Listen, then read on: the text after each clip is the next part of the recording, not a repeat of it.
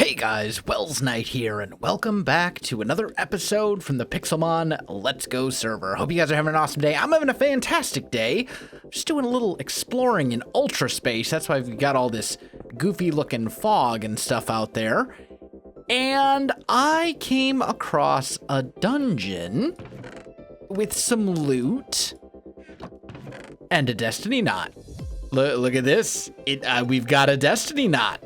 And before you rage, yes, I know this says title bell, but I'll bet you anything I can trade that title bell for a destiny knot. Or maybe we'll just use it. That's used in Pixelmon to summon Lugia. So it's a way to get one of the legendaries, and they're pretty hard to find from my understanding at least. So I'm actually pretty happy to see that. That is definitely the first one that we've found.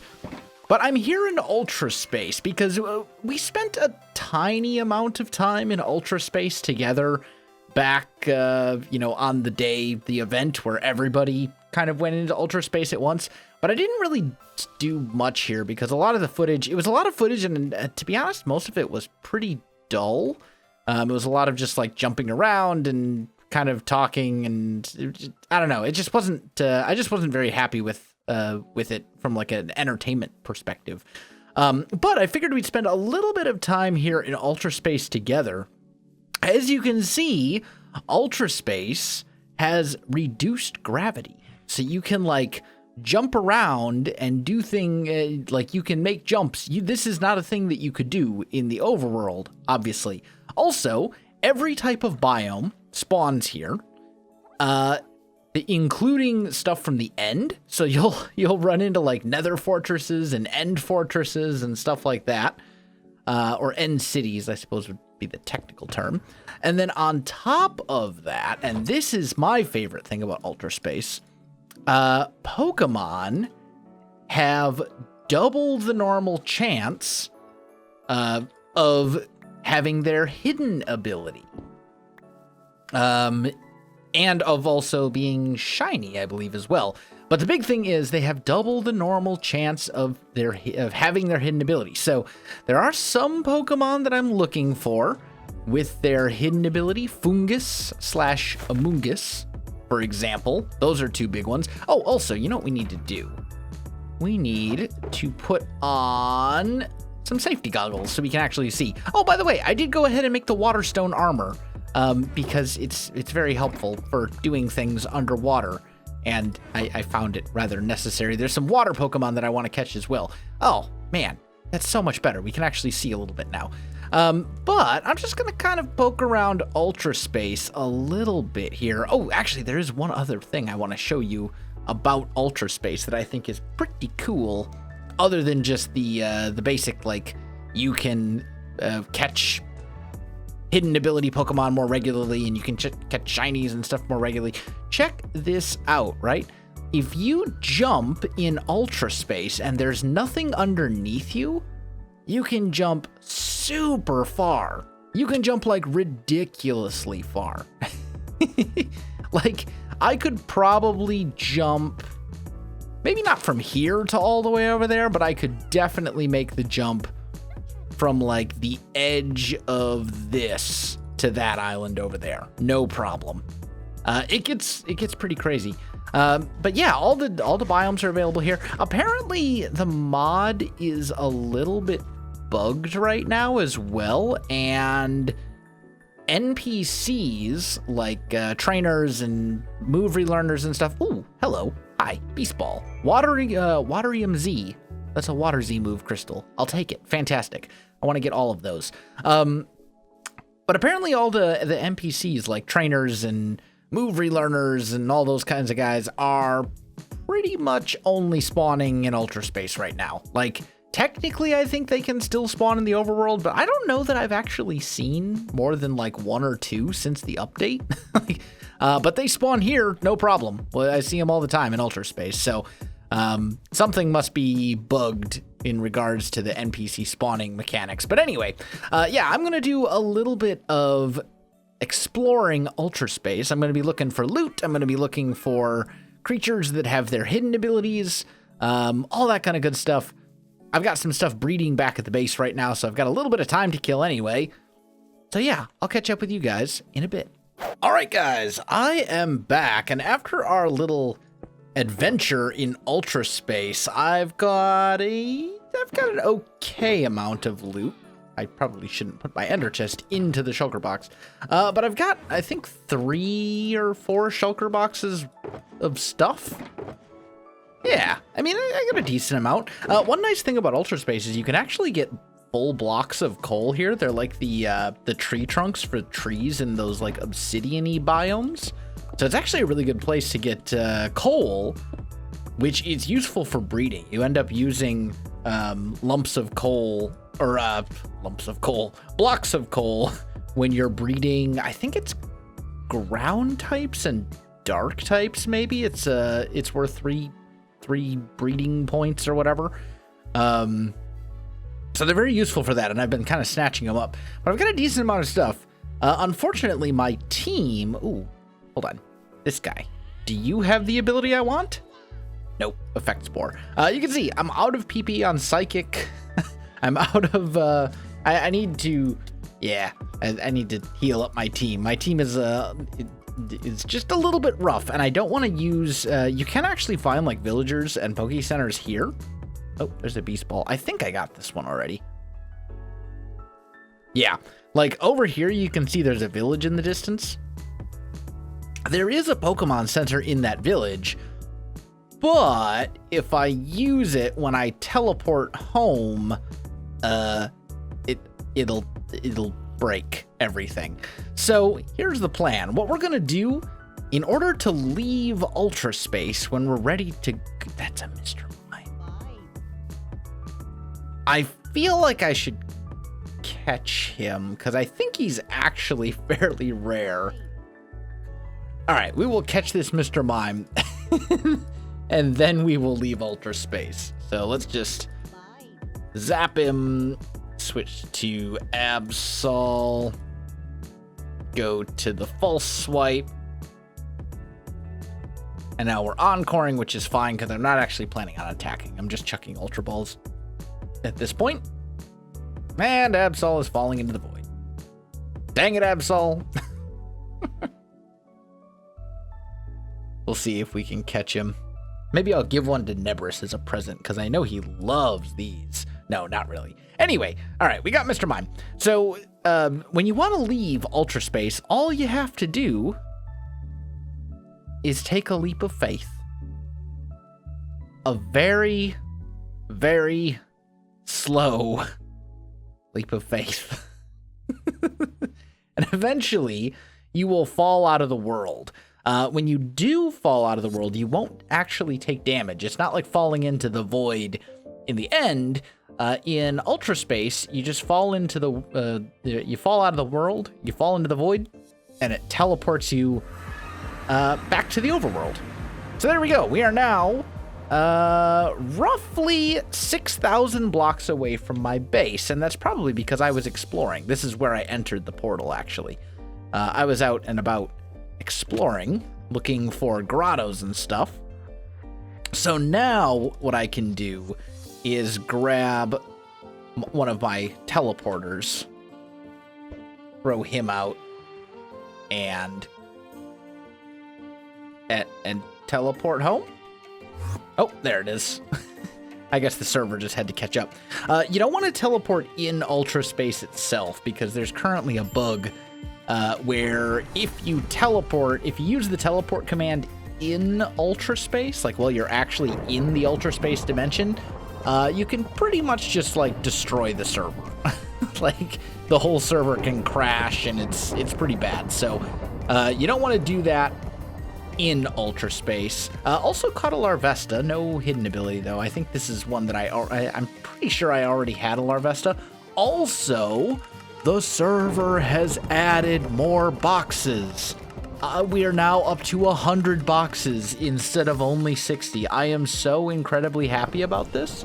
I'm gonna have to move a bunch of stuff around, but still, as someone who is breeding Pokemon, and who realistically was gonna have to start moving stuff around anyway, because like, look, my normal types are already basically filled.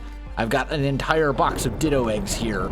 I've got, you know what I mean? Like, I'm very, very happy to see this change. This makes me Very, very happy. It is thunderstorming like crazy right now. Anyway, so I'll have to rearrange a lot of this and move stuff around. But in the meantime, I can just put a couple things away. Maybe. Here's the party stuff. You can go back. Yeah, I actually have a lot of stuff I need to rearrange. One thing that I did recently come across, and prepare yourself, because this is going to be a rant. Oh, yeah, that's right. And now I need to work my way through a bazillion boxes. One thing I did recently come across, and I believe I hatched it from a Ditto egg, was this guy, Litten. He is one of the Gen 7 starters. And I'll be honest, I like Litten. I like Litten a lot. I even like its second stage evolution. But ultimately it evolves into Incineroar. And Incineroar is probably my least favorite fully evolved starter of all time. I honestly, genuinely hate it. It's the design just, it turns into, I mean, here, you know what? I'll even do some fancy video editing. You start with Litten, and Litten is adorable. And then it turns into its second stage, which is also fairly adorable. And then it turns into Incineroar. What is this thing? Why did you, Nintendo, Game Freak, why did you make it a fire wrestler guy? It looks like Tony the Tiger reimagined as a professional wrestler. It looks like he's about to say, I like battles. They're great. Like, what is this thing? Why? It's so bad. Anyway, if you like Litten, I understand. I like Litten too. If you like Incineroar, why? Why? Just... don't get me wrong, it's very good competitively. It's one of the better starters as far as its competitiveness and actual battling. But from a design standpoint, like, what do you like about it? I don't understand. If you do like it, that's okay. Everyone is entitled to their own opinion, and I'm not trying to change yours. But what is this wrestler Tony the Tiger abomination thing? Okay, end rant. Whew. All right. Anyway, so I met up with a couple of the other people on the server to do a little bit of trading recently. And I think, well, I'm hatching these eggs because it looks like this batch is very, very done. I might as well show you that. Okay, so you said you wanted a perfect Wingull, a Skitty with physical attack, a Pharaoh Seed, Spitback, and then out of the goodness of my heart, I'm just giving you a Fletchling because you told me you don't have a Flame Body Pokemon. Or a Flame Body Flyer. So, I don't. I'm going to give you that one just because I'm a nice guy. Oh, you're such a nice guy. He's such a nice guy. Mm-hmm.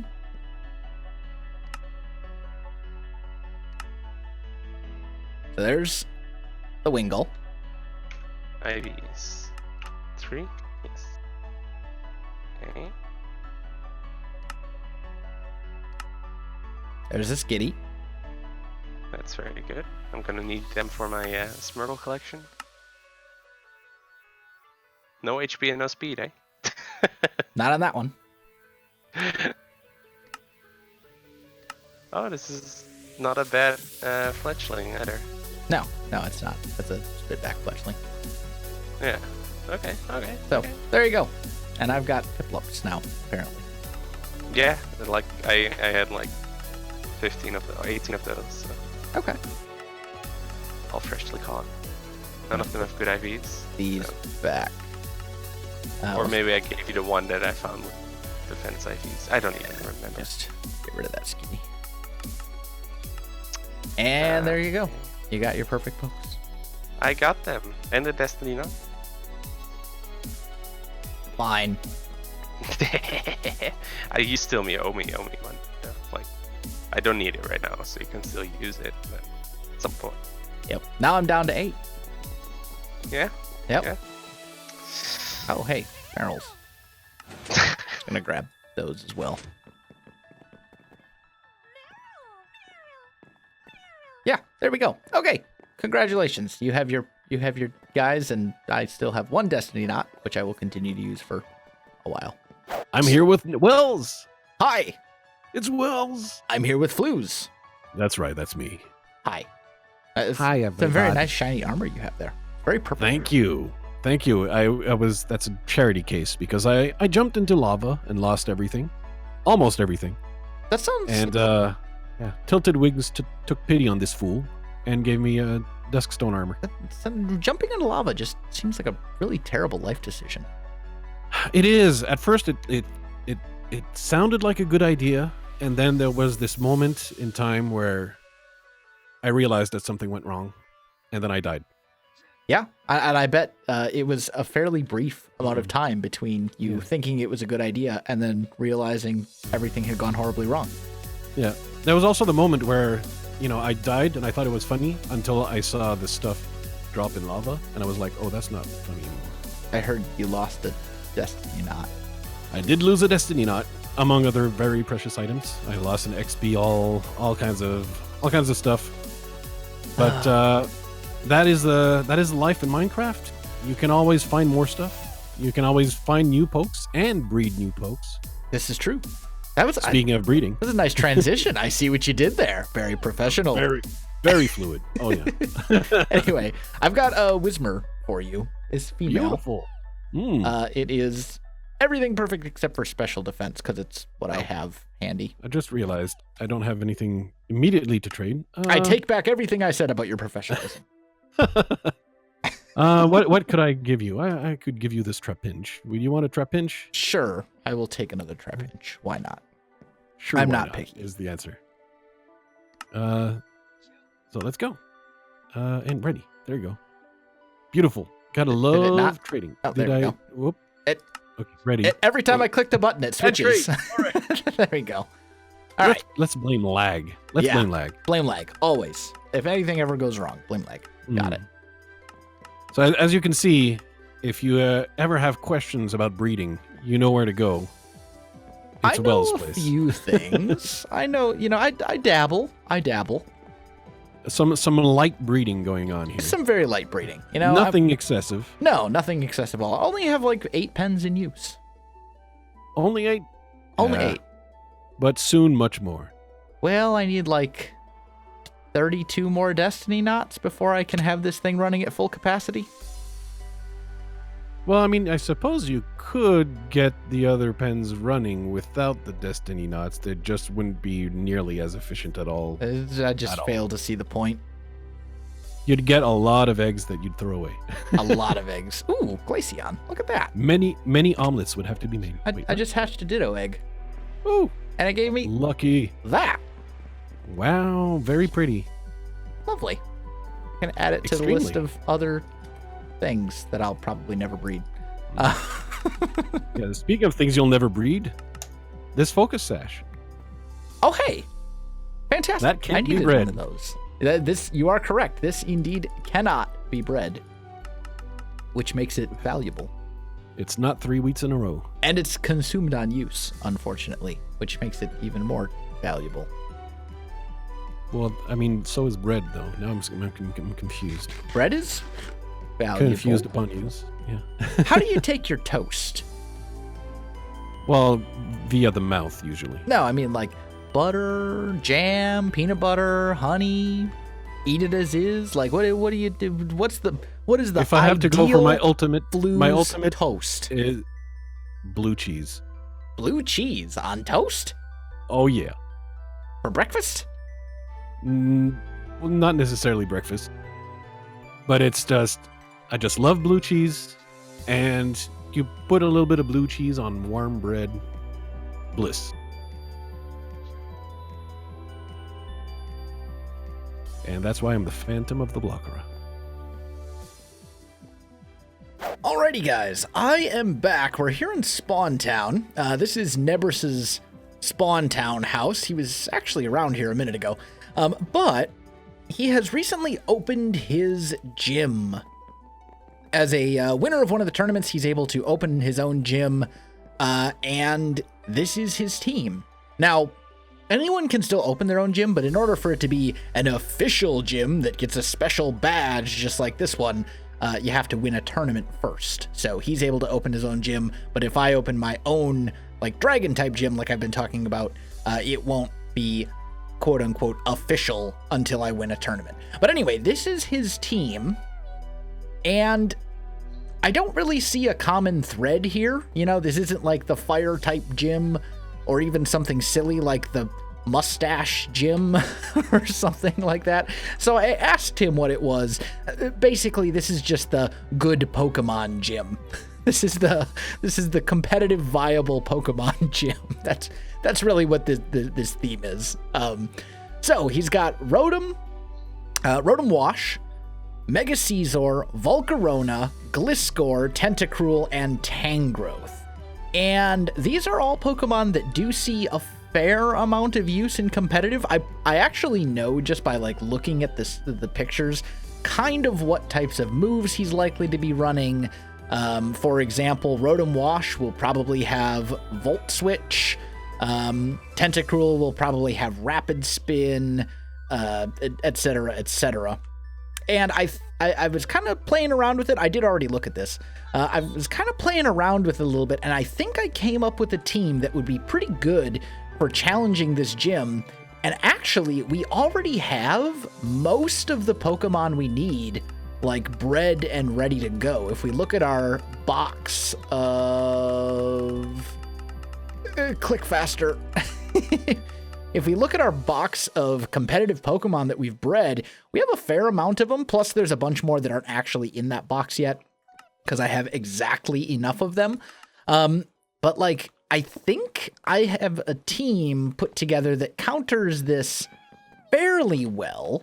And I do need to go catch and breed one more Pokemon, but other than that, I think it's pretty much good to go. And it's not perfect, like, but I know Nebris is going to be bringing his A game, so I'm going to be doing the same. As for his gym rules, 6 Pokemon per team, auto level to 100, no legendaries, no Ubers, no duplicates, and no Mr. Mines.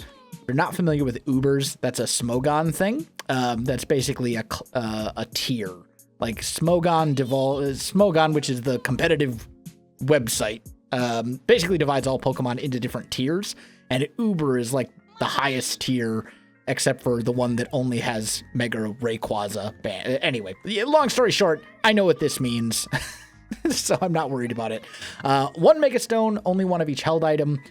No one-hit KO moves like Fisher. No evasion moves like Minimize. No baton passing speed plus something else. No putting more than one opposing Pokemon to sleep at a time. And team preview on 1 challenge per person per week.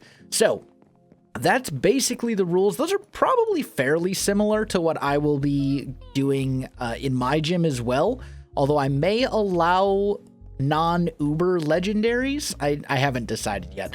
Anyway, I have a team pretty much all planned out and ready to go. I do need to go catch one Pokemon though, and unfortunately I need it with its hidden ability, which is going to be kind of a pain, but thankfully that Pokemon only spawns, or it spawns as a common spawn. It's Swinub. I want to get a Mammal Swine because I think it'll be good for this team, but it needs to have the hidden ability Thick Fat, which will reduce the damage from fire and ice type moves, I believe, off the top of my head. And basically, that's going to be a really good fit because his team has a fairly decent weakness to rock. It has a fairly decent weakness to ice. He's got a couple of different Pokemon there. Mammal Swine covers a lot of those bases, and also I'm going to need someone on my team that can set up Stealth Rocks because Volcarona that's on his team, yeah, it has a 4 times Stealth Rock weakness. So if it enters the battlefield when Stealth Rocks are out, it's going to take half of its HP as damage just for entering the battlefield. So definitely going to want Stealth Rocks. And some other things as well. So I think I've got an Ice Plane Spikes marked out quite a distance away.